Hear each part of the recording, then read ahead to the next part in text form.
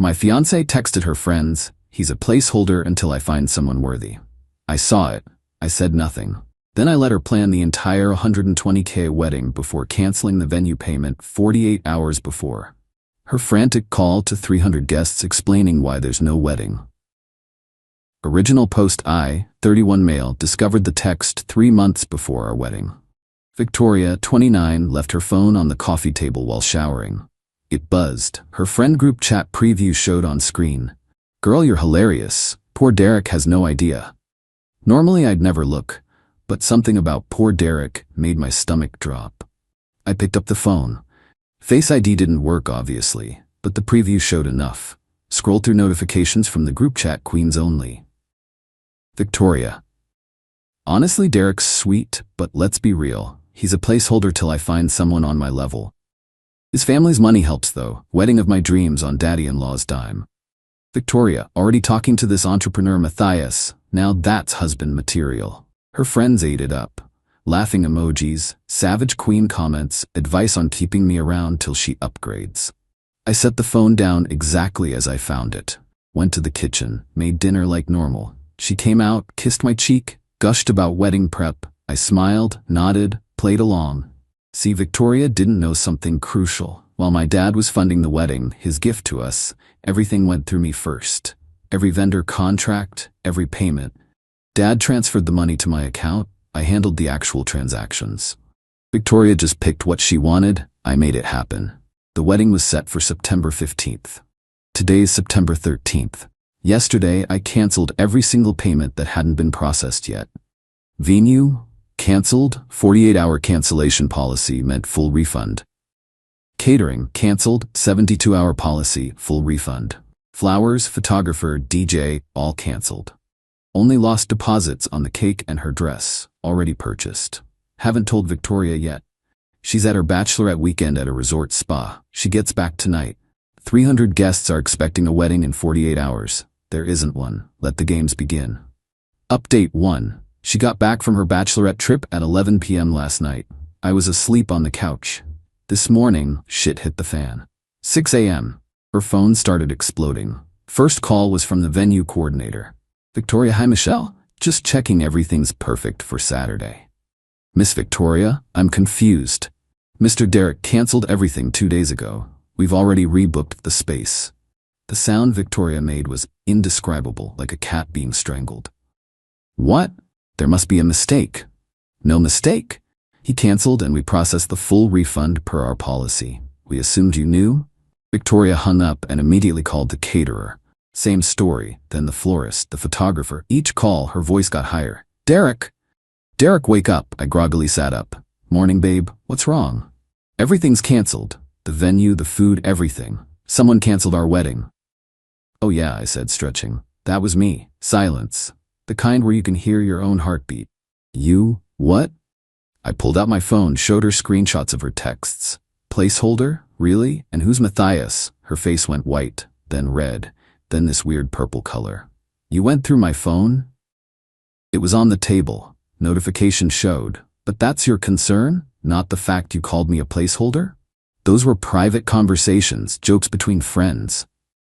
"Jokes? You literally said you're using me and my family's money while shopping for my replacement." "I didn't mean it like that. You're twisting everything." "Am I?" Let me read this one back. "Derek's basically a golden retriever with a bank account, loyal, simple, and funds my lifestyle." She started crying, not sad tears, angry tears. "You ruined everything. 300 people are coming. My parents flew in from Europe.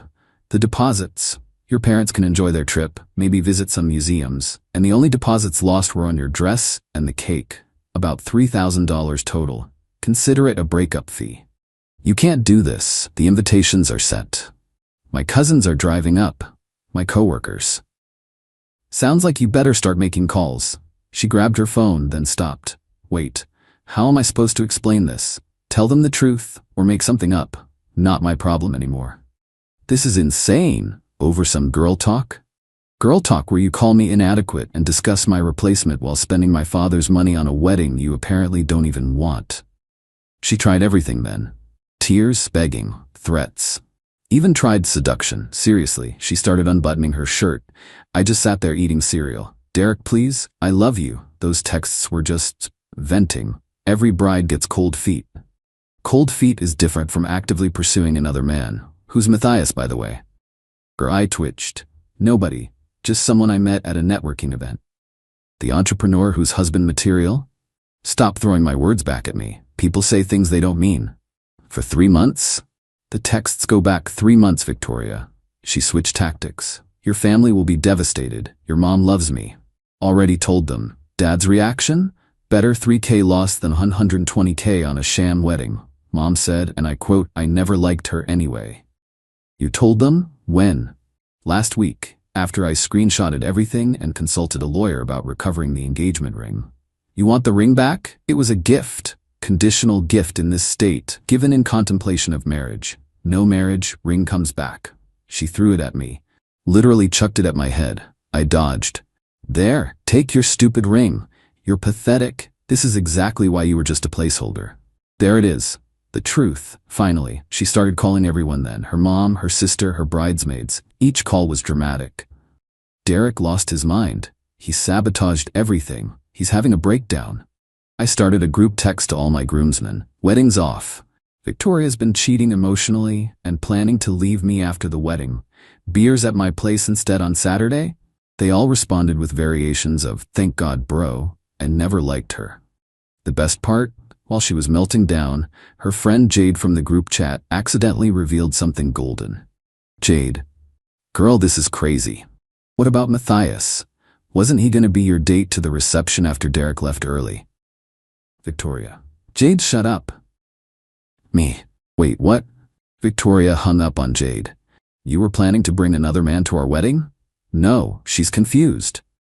Victoria, you were going to bring your backup to our wedding reception? She just stared at me, then grabbed her purse. I'm going to my sister's. This isn't over. It's been over since you typed placeholder. But sure, go ahead. She slammed the door so hard a picture fell off the wall. It was our engagement photo. The glass cracked right down the middle. Poetic. Now I'm sitting here, fielding calls from confused relatives, while she's apparently at her sister's house trying to figure out how to explain to 300 people why there's no wedding. My buddy just texted, bro, she's posting on Instagram that you had a mental breakdown. Comments are wild. Time to make my own post, I guess. Update 2. The entitlement escalation has been spectacular. First, the social media war. Victoria posted that I had a complete mental breakdown and destroyed our future over my insecurities. Her friends rallied. Comments about toxic masculinity, fragile egos, how I couldn't handle a strong, independent woman. So I posted the screenshots, all of them. 3 months of her calling me placeholder, discussing Matthias, planning to use the wedding gifts to furnish an apartment she'd get after leaving me. Even the part where she calculated how long she'd need to stay married to keep the gifts without looking too obvious. The comments flipped immediately. Her sister Monica called me screaming about airing private business. I reminded her that Victoria started the public narrative. Can't complain when truth enters the chat. But the real entitlement started with the financial demands. Day 2 after cancellation. Legal threat arrives via email. Victoria's apparently hired some attorney, demanding $42,000 for emotional distress, $8,000 for lost wages from dealing with the cancellation, full wedding costs she claims she contributed nothing, the ring back after she threw it at me, half the value of gifts we'd already received. My lawyer, my cousin Anthony, who does this stuff for real, laughed so hard he choked on his coffee. Sent back, screenshots of all texts, proof of her discussing Matthias as her real future, bank statements showing she contributed $0 to wedding, photos of the ring she threw. I filmed her throwing it, actually. State law on conditional gifts. Then came the family assault. Her dad, Roberto, called me. This man's a real estate broker who thinks he's some sort of mogul because he owns 3 rental properties. Roberto, Derek, let's be men about this. You embarrassed my princess. Make this right. Me. Your princess called me a placeholder while spending my family's money. All women say things. You young men are too sensitive. Did all women also plan to bring another man to their wedding? That's nonsense. Check her texts with someone named Matthias. Long pause. Look, whatever happened, you've caused massive embarrassment. The family flew in from Italy. So take them sightseeing. I'm offering you a chance to fix this. Reinstate the wedding. With a woman who's actively pursuing another man? Pass. Then you'll reimburse us for the flights and hotels. No. I'll sue. For what? I didn't force you to book flights. You're making a powerful enemy, son. I'm really not. He hung up. 20 minutes later, Victoria's mom called crying about how I've ruined her baby's life and demanding I at least pay for a smaller ceremony so they can save face. The friend group went nuclear. These women created a whole Instagram page called Derek the Narcissist, where they posted edited screenshots trying to make me look abusive. Problem? They're idiots. The metadata showed the edits. I reported it, got it taken down in 6 hours. Then came the Matthias revelation. My friend Paul works at the same co-working space as this entrepreneur god Matthias. Turns out, he's married. His company is a failed crypto startup. He's been stringing Victoria along for months with zero intention of leaving his wife. His actual wife is pregnant. I didn't even need to expose this. Victoria found out herself when she ran to him for comfort, and his wife answered his phone. The meltdown texts were incredible. You ruined my life. Matthias was married. This is your fault. If you hadn't canceled the wedding, I wouldn't have needed him. You're evil. I'm gonna be alone forever. My parents hate me now. I responded once. You should have thought about that before calling me a placeholder. Then the real dirty trick started. She called my employer claiming I was mentally unstable and having a breakdown. Fortunately, my boss knows me well. I showed him everything. He actually said, "Dodged a bullet, man." She tried to break into my apartment while I was at work. Building security caught her. She told them she lived there. She didn't, never officially moved in. They called me. I said I didn't know her. She got banned from the building. She contacted my ex from college via Facebook, trying to get dirt on me. My ex sent me the screenshots and said, "This girl's psycho. You okay?" We actually had a good laugh about it. The peak entitlement came yesterday.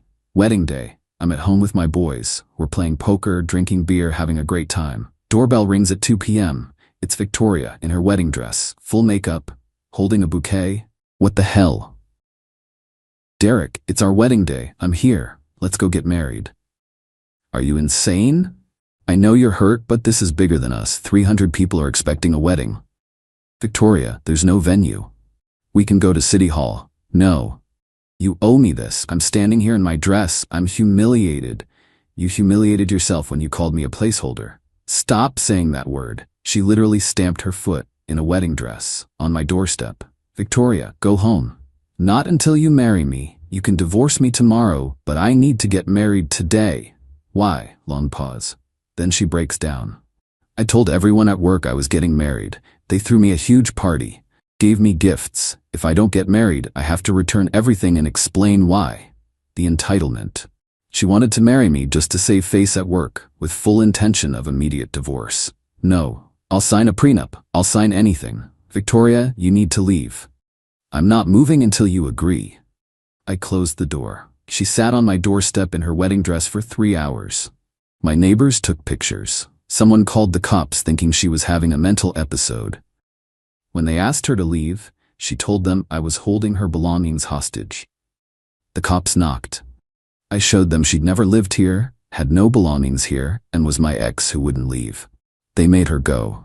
But not before she screamed, "You'll regret this. No one will ever love you like I did." My buddy Tyler yelled back, "That's the point." Final update. It's been 3 weeks since the non-wedding. The fallout has been educational. Victoria's work situation imploded. See, she'd been telling everyone she was marrying into money, apparently promised several co-workers jobs at my dad's company. He owns a construction business. When no wedding happened and she had to return gifts, questions started. Someone found my social media post with the screenshots. HR got involved when they realized she'd been lying about basically everything. She wasn't fired, but got demoted from her sales manager position to regular sales. The humiliation was apparently unbearable. She quit. Matthias' situation got worse. His wife didn't just find out about Victoria, she found out about 3 other women. She's divorcing him and taking him for everything. He tried calling me actually, wanting to commiserate about crazy women. I told him to lose my number. Roberto's threats came to nothing. Turns out when he consulted a real lawyer, not his golf buddy who knows law, he was told he had 0 case. They still lost about $4,000 on flights and hotels. He sent me a long email about honor and family that I deleted without reading. Victoria's friend group turned on each other. Jade felt guilty and sent me more screenshots showing Victoria had been planning this for over a year. Before we even got engaged, she'd literally accepted my proposal knowing I was temporary. The other friends turned on Jade for betraying the sisterhood. Their group chat imploded. 2 of them reached out to apologize to me, saying they didn't know how serious it was. My dad was my hero through this. When Roberto tried to badmouth me at their mutual country club, Dad stood up in the middle of the dining room and announced, "My son dodged a bullet. Your daughter is a gold digger who got caught. The wedding money I saved will fund his new business instead." About that, yeah, I used the would-be wedding money to finally start my own consulting firm. Something I'd put off because Victoria always said it was too risky and I should stick to my corporate job. Turns out she just wanted the steady paycheck. The ring? Sold it. Used the money for a trip to Japan I'd always wanted to take but Victoria said was boring. Had the time of my life. Posted photos of me actually happy. She commented, "Must be nice spending our wedding money on yourself." I replied, "My wedding money? There's no our anymore." She deleted her comment. Last I heard through the grapevine, she moved back with her parents, working retail at a department store, telling people I ruined her life over a misunderstanding, started a blog about surviving narcissistic abuse that has 12 followers. Still single. Shocker. Calling yourself too good for everyone doesn't attract partners. The most satisfying moment came last week. Ran into her aunt at a coffee shop. She said, "You know, we all saw it. How she treated you. We're glad you stood up for yourself. Roberto and Patricia needed to see who their daughter really is." I'm doing good. Business is growing. Dating someone new. Very casually, taking it slow. She actually knows the whole story. Found it refreshing that I didn't just take disrespect. The wedding venue? They sent me a thank you card. Apparently, the couple who took our spot had been waiting for a cancellation at that location for 2 years. They had their dream wedding because I canceled mine. Funny how that works. My disaster became someone else's fairy tale. Victoria sent one last text yesterday. "I know you hate me, but I want you to know you taught me a valuable lesson about honesty and respect. I'm working on myself." I didn't respond. Some bridges, once burned, don't need rebuilding. The best revenge wasn't the canceled wedding or the public humiliation or her job loss. It was simply refusing to be anyone's placeholder. It was choosing self-respect over saving face. It was 300 people learning exactly who Victoria really was, not through my words, but through her own. Thanks to everyone who reached out with support. To the guys going through similar situations, trust your gut. When someone shows you who they are, believe them the first time. Don't wait for 3 months of screenshots like I did. And if you're someone's placeholder, make room for someone who sees you as the destination. Peace out.